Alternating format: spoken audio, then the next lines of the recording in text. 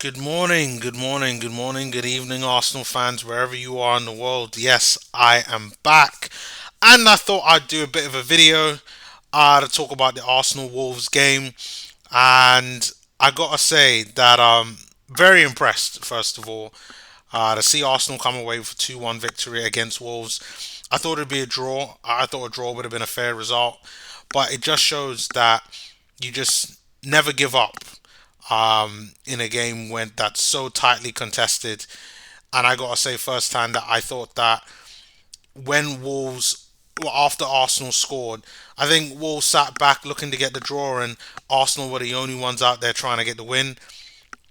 And I think it was that determination, that grit, that fight that we had that kind of led us to that goal. And I know the goal counted as an own goal, but you have to say big props up to Lacazette, who has been criticized a lot recently. He's been called every single name out there, and I myself have used the name before. Lacazette, Lacazette, Blackazette.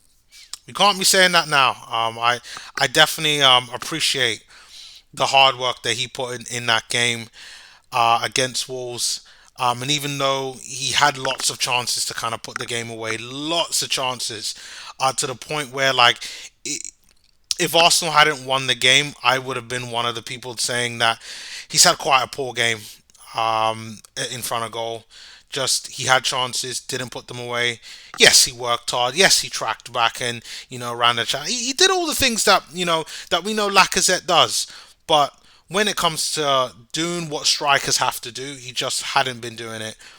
And just well done to him because I mean, what that must have did for his confidence. Looking at some of the thumbnails on some of the other videos on YouTube, in the newspapers, just seeing the absolute joy that he had on his face to see that go in, and it's a shame that it doesn't count as his goal because I think he really needed that um, because his form so far, at least from January till now, hasn't been that great. And we need him to score goals. But to be honest, if he can continue contributing in the way in which he has been, I personally think that maybe it doesn't matter so much.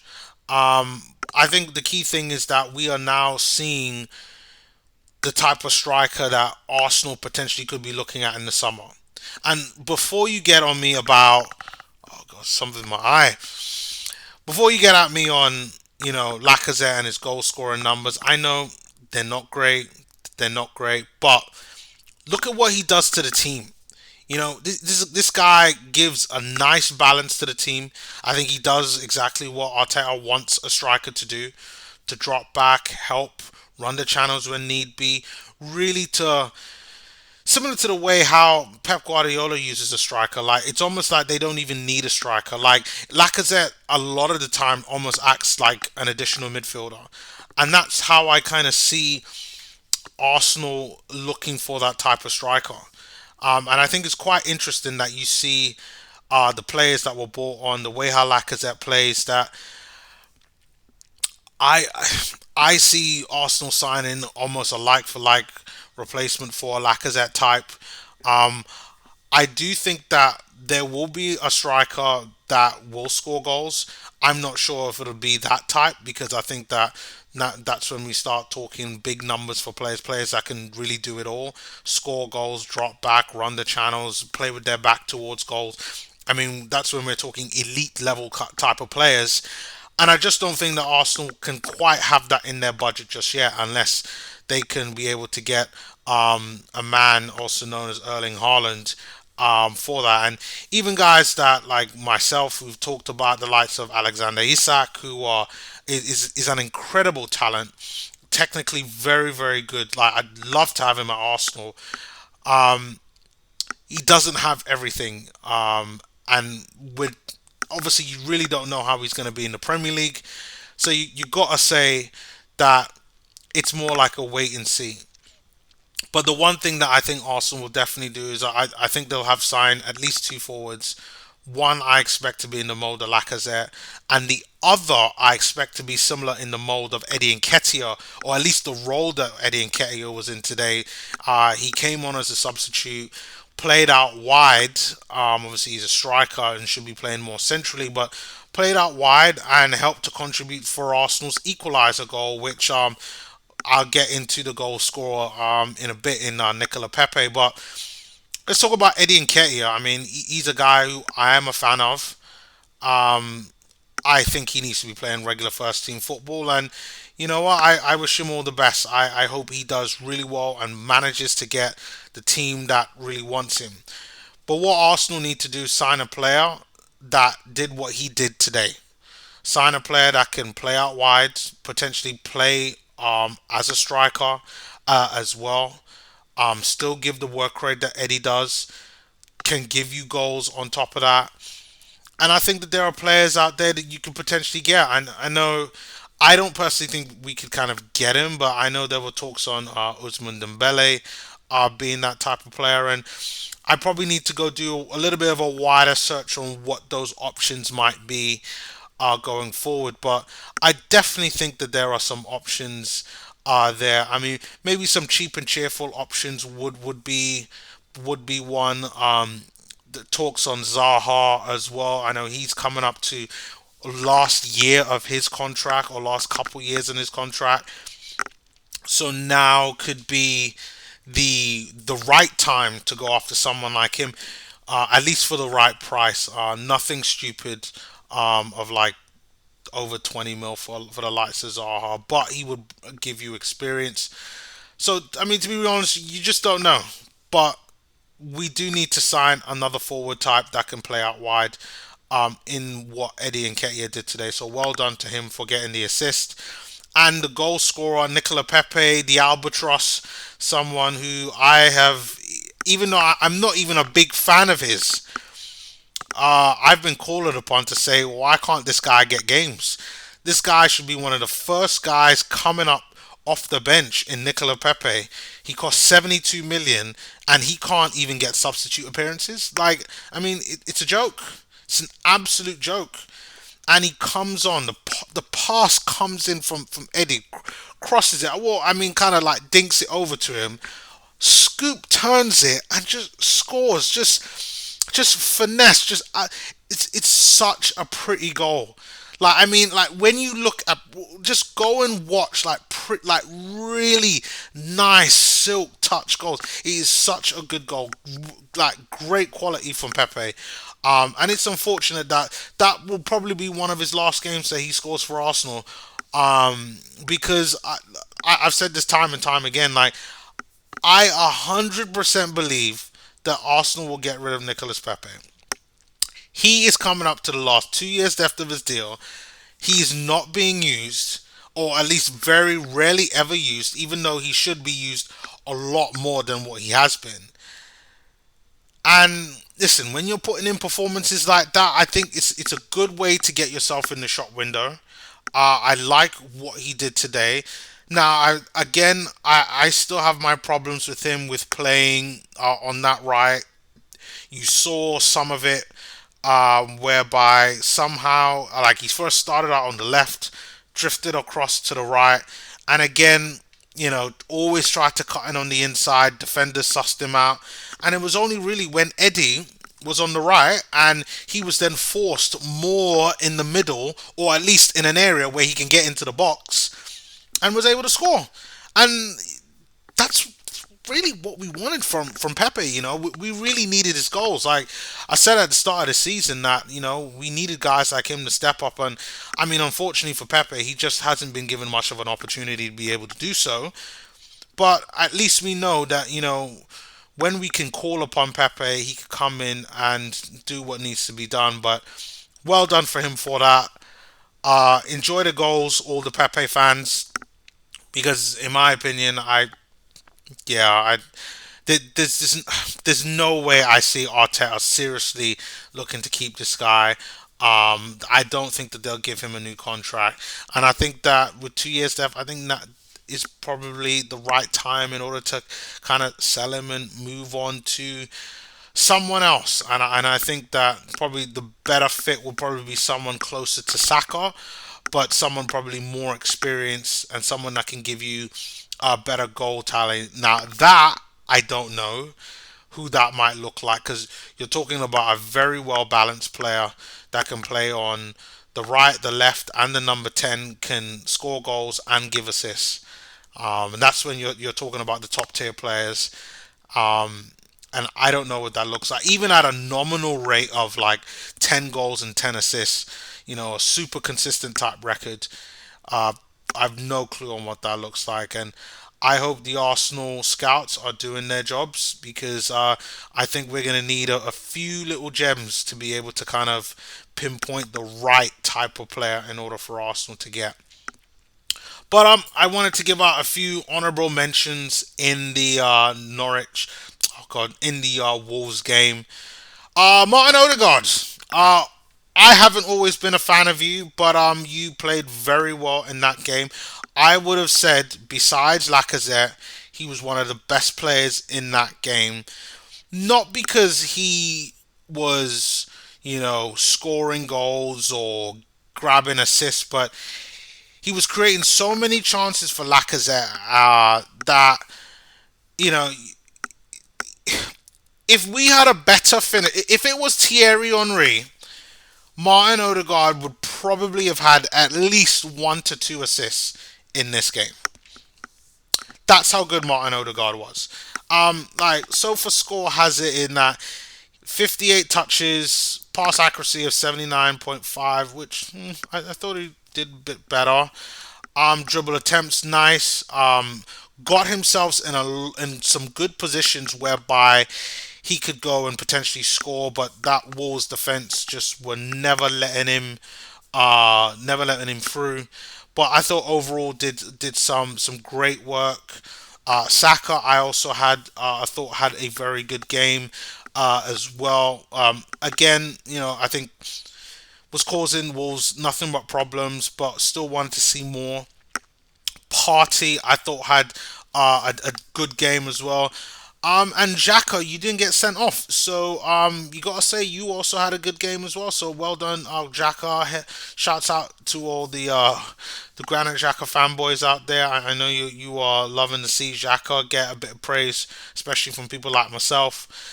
And then to probably, well, not some shout outs, but more so some disappointment. So, the Arsenal backline and the goalkeeper, terrible today. Um, Very sloppy, very very sloppy. I expected better. I've seen them play better, and I'm gonna put this down as a bit of a one-off, especially from Ramsdale. The first goal, yeah, for me, no, uh, purely preventable. He just didn't quite look assured. It almost looked like he didn't quite trust the defense, and I expect more from Ramsdale now and from this Arsenal defense. I like Cedric, not great. Ben White was probably the best of the bad bunch. I think him and Tierney did okay, but definitely Gabriel, not great for helping us concede. Um, and then for me, Ramsdale just probably out of all the good games that he's had, this is probably the poorest one, and that says something. Even though that we still won overall. So I mean, that's my thoughts on the game. Interested to hear what everybody has to say. I know there's going to be lots of talk about top four, and because I haven't been on the channel in a while, I'm going to give my 2 cents on this. So, right now, even though we're in line for top four, I still don't think that we're going to get it. I'm going to continue to go with the narrative that I've had on the channel from the start of the season, in that I still think that Arsenal will finish seventh, and they will not prove. They will continue to prove me that in that they'll finish seventh until after March, because I've just heard that the Liverpool game has been cancelled, probably due to I think it's the Carabao Cup or FA Cup games, and the European games as well. Then you've got the Chelsea game that needs to be rescheduled. You've got Spurs in hand, and most likely those three games will probably be played in March. And if it's not March, then it'll be April. Yeah, April. And then with that, there's the likes of Man United, and I expect them to start kind of going and getting better throughout their time. So it's gonna be it's gonna be an interesting one. I definitely think Arsenal are in the race. I think we will definitely get European football, which is exactly what we wanted. However, top four, yeah, I'm not gonna say that we can make that until after March. But we're moving in the right direction, and I will say this: there is no better time for Arsenal to make top four than this season. You've got West Ham, who I think have played very well. However, they're still in the Europa League, and they have gotten really. I think they're going to get far into the Europa League. I think they're going to get to the quarterfinals, semi-finals of the Europa League, potentially going up against the likes of Barcelona in the Europa League. So I think that they're going to put in all their resources with that. Spurs, Spurs are Spurs. I think it's interesting that you can go and beat Man City 3-2, but then you get bodied by Burnley. That tells me everything there is about them. For me, they're a hot and cold side. That's why they're not going to be consistent enough. Wolves will be somewhere in and around there, but for me, they lack firepower, and without Traore, for me, I don't see much penetration from them. And I think that they just need additional investment. So for me, it's really between Wolves, West Ham, and Man United for that. And Man United have their own deficiencies. I do think that they have a squad to get into the top four, but things just aren't clicking for them. And but this is a great opportunity for Arsenal to capitalize on that. I mean, even just one season in the Champions League would, I think, help massively. It would help massively with the fans. I think we'd all be incredibly happy to see Arsenal back into the Champions League, to hear that Champions League music Tuesdays, Wednesdays. I think we're all tired of Thursday night football. And for me, I could honestly, I just need European football back in my life. I feel naked without it. And this season has just been awful for me. So getting into Europe, helping that alone, helping to strengthen our squad, it's going to attract players. I just hope that Arsenal don't blow their load if they were to get top four and just ridiculously go and just spend money needlessly. I hope they've continued to have a level head, which I think that they're starting to. Like the knee jerk reaction at the end of the January transfer window would have just been to bring in someone just for the sake of bringing them in. But they decided not to. They decided to work with what they have, and like bodies wise, they have enough.